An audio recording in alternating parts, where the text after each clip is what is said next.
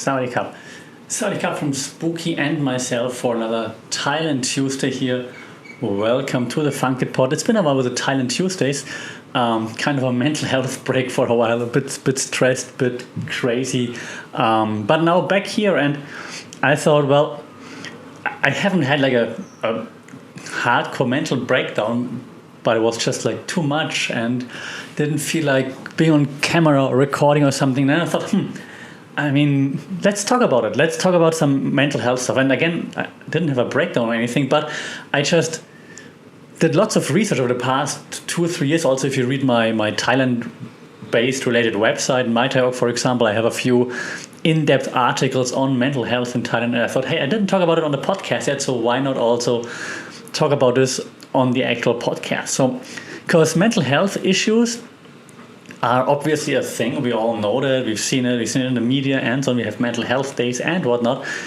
However, in Thailand, it's still like very stigmatized. And I think if I compare it to where I'm from Germany. Lived in Europe for a while before, in different countries in Europe and also in Australia, for example, before I moved to Thailand. If I compare it to the countries even back then to Thailand right now, it still seems way more stigmatized. I have a few friends, contacts, colleagues here who struggled with mental health issues, who opened up to me. I did some, as I said earlier, in-depth research like 2 or 3 years ago already, and I interviewed lots of people. I asked them, hey, would you talk to me about it so I can get some insight, some info, and found a few people who open up about this too on via social media and friends of friends and whatnot. And the consensus was always the same. It's like, usually, that's what they said, when I think I struggle with mental health issues when I'm not sure what it is, but maybe that's it's depression or something else.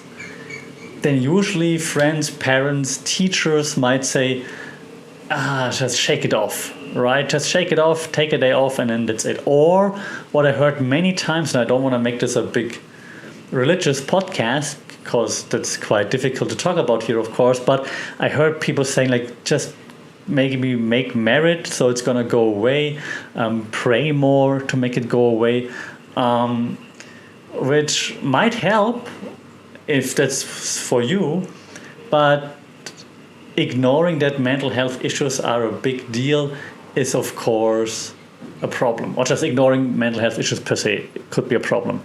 Now, on the flip side, I do understand that talking about mental health is very often also now an easy way out, right? If you work with a certain amount of people, you see that sometimes they just say they're not doing what they're supposed to do, and they're like, mental health.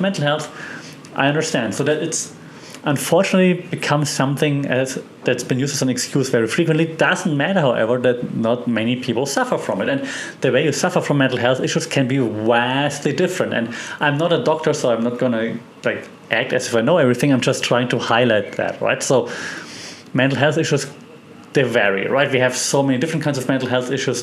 It shows differently to different people. If some people are depressed, and I know that if you just sit at home, listen to sad music, for example, you might not have a mental health issue, you might not be depressed, you might just be sad. However, you could also be depressed, you don't know, right? So, if you look in from the outside, we don't really know. Others, we have all those examples with like Robin Williams, Chester Bennington, and so on, who, I think this past week, Chester Bennington's wife just shared a video of him hours before he killed himself, where he was laughing with his family, having fun, seemingly everything was okay until it was not, right? So this all looks very, very, very different. So depression and all other kinds of mental health disorders show themselves in different lights and different forms. So you can say, hey, this is the checklist. This person is this. All right, you've had a mental health issue. This person is not this, so you don't have it. No, that's not how it works, right? So I think we should be more open towards that anyways. But now, Thailand. So in Thailand, first of all, what I just said, from experience, from interviews, and I talked with hundreds of people about it. Yeah, it should be more, but I'm just one person, so it's hard to do. But not exaggerating, I talked with hundreds of people about this and interviewed them. And so what first is what I just said, that lots of family friends say, try to pray it away, try to meditate and whatnot. then if they eventually would find the courage to say, okay, that doesn't work for me right now, maybe I try to find some more help. Then what they do is go to a hospital. Because, I mean, if you're sick, if you feel, you go to a hospital. Then very frequently, and can also say this from first-hand experience, I went with someone close to me to the hospital because I've been asked, like, hey, I don't want to go alone. Can you accompany me? I have the appointment with a doctor to check on my mental health, like whether or not I'm depressed. And so we went there, and on the first visit, within, and I'm not exaggerating, and I'm not a doctor, maybe that's how it goes, but I hope not. Within 20 minutes, the person I went with was in and out of the doctor's office and had prescribed an array of medicine. I was like, what? You've been in there for 20 minutes. I was just playing something on my phone. I'm not even done playing right now, like, or watching a video, whatever it was. I'm like, what? Less than 20 minutes, in and out. Yes, you're depressed, take this medicine. And it was one of the biggest, most famous hospitals in Bangkok. So it's not just some small clinic where they just don't have the capacity. It was the mental health department, whatever it's called in the hospital, in one of the most famous, biggest, most expensive hospitals in Bangkok. And this was like this. And I couldn't believe it. I was like, what? I mean, did the doctor even have time to talk to you in 20 minutes? It's like, do you feel stressed? Yeah. Do you lose your appetite sometimes? Yeah, okay, you're depressed. Here. I can't believe this is how it goes. Seriously. This is how it goes and I'm completely off, if you're a doctor, tell me, but it just feels wrong to say like 20 minutes, less than 20 minutes, maybe even 10, I don't know, it was really short. Like it felt like this. And then just give someone medicine to suppress feelings. I mean, if I have a cold and the doctor says, okay, you've got a cold, here's some medicine. I'm not taking medicine for a cold, but you know what I mean. If it's a flu or whatever, or when I some of the previous videos, I stepped on the sea urchin. The doctor says, okay, sea urchin, take antibiotics, take this. Okay, you only need 20 minutes. I understand. But if it goes to like taking medicine to change some chemical reaction in your brain or whatnot, I feel you should spend some more time on it and not just prescribe stuff and then just see. But that's maybe just me. And anyways, that was the hospital experience. The person I went with tried it for a while. Like, I mean, I get the medicine, let's just try it. Said like, didn't feel anything different. So let's just like the overall feeling of not having energy, but like motivational wise or like depression wise, sadness wise was still the same. So then just stopped doing it and didn't go back to the hospital. And that's a problem, I think, because if you already realize that, hey, maybe I need some help, and you go to a doctor, then you should be kind of like complimented, like be like, yeah, great step.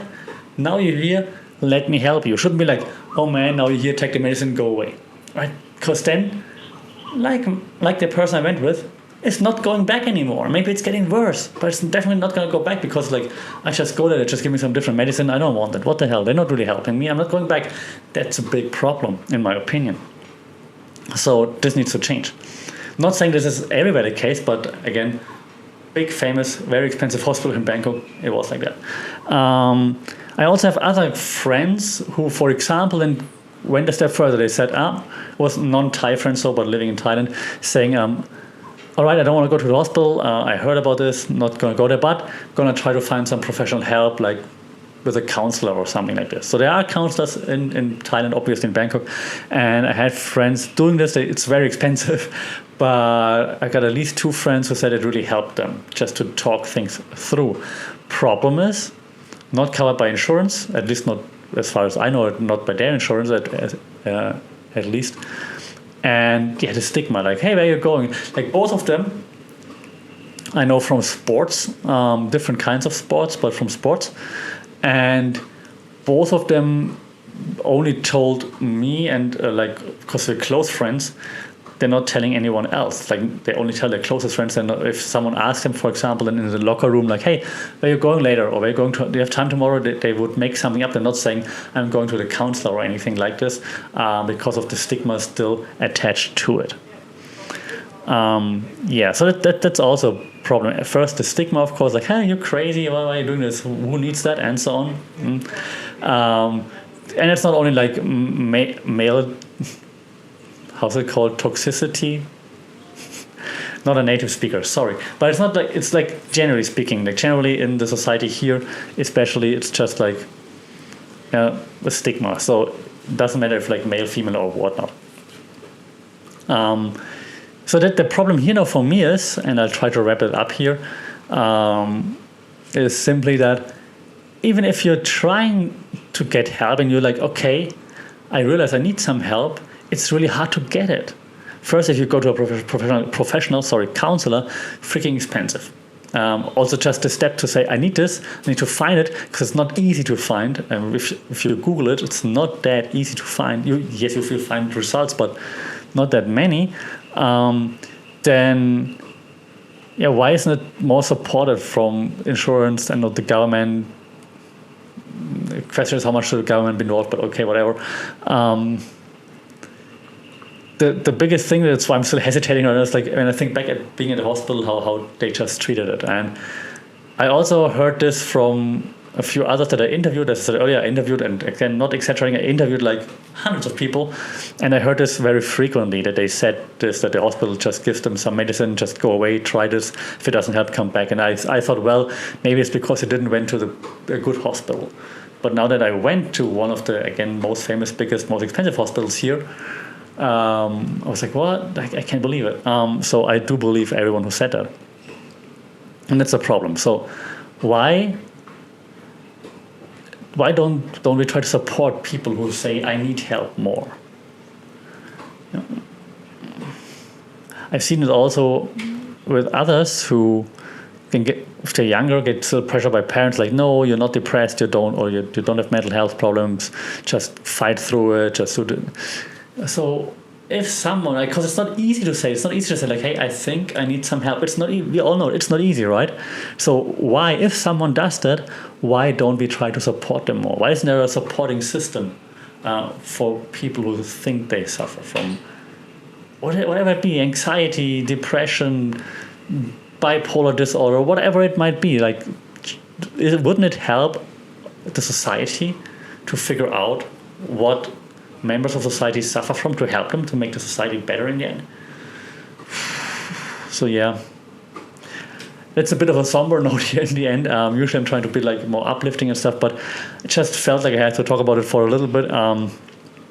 Obviously I can't name names and so on, but the experience has been a bit somber, disappointing here. If you have a different experience, if you're in Thailand, you're like, hey man, okay, got it, but my experience is totally different, please shout out. I'm happy to correct this and say like, hey, I have some information where you could go and supporting and whatnot. So shout out. I would be happy if you agree with my assessment. Please also shout out. Maybe you can still make a change somehow. So just let me know your experience there, your thoughts. I'm really curious to hear and see that. All right, I promise next time, next Thailand Tuesday will be more upbeat, hopefully. Well, let's see what's on my plate then. Until then, as always, please don't forget to like, share, subscribe. It really helps to get found, because if you get a discussion started, like we find more people to talk about those things, that would be really helpful, I believe. Okay. Until then, as always, please do take care, stay safe, and I hope to see and talk to you again soon. Sawadee krap.